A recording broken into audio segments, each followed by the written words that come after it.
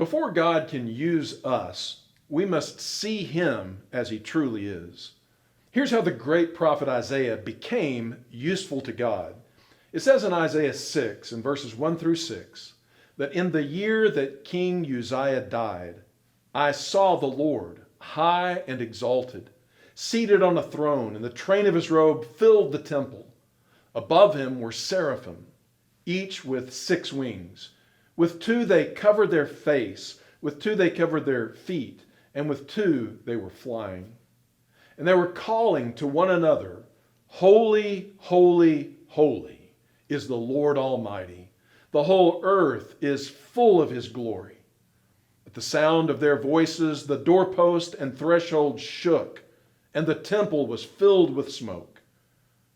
Woe to me, I cried. I am ruined, for I am a man of unclean lips, and I live among a people of unclean lips. And my eyes have seen the King, the Lord Almighty.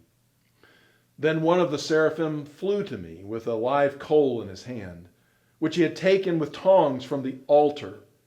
With it he touched my mouth and said, See, this has touched your lips. Your guilt is taken away, and your sin atoned for. Then I heard the voice of the Lord saying, Whom shall I send? And who will go for us? And I said, Here am I, send me.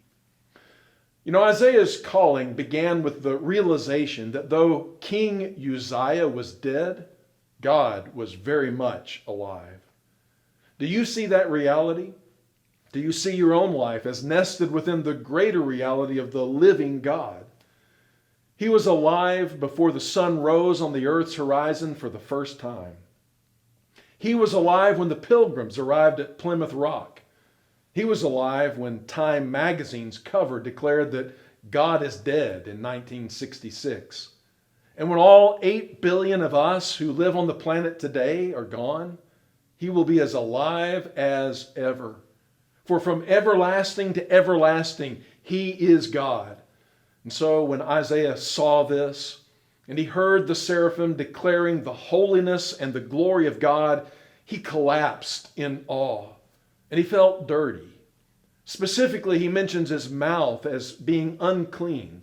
And that's interesting because as a prophet, Isaiah's mouth, his words, were the best thing about him. He's one of the greatest poets in history, yet there, in God's presence, he felt utterly inadequate until a live coal from the altar touched his lips and burned away his sin.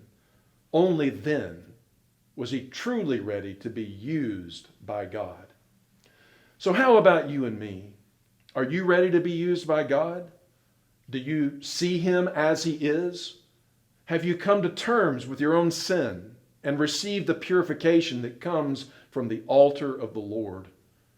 God has a purpose and a calling for each one of us, but only those who meet these qualifications will be able to answer, Here am I, Lord, send me.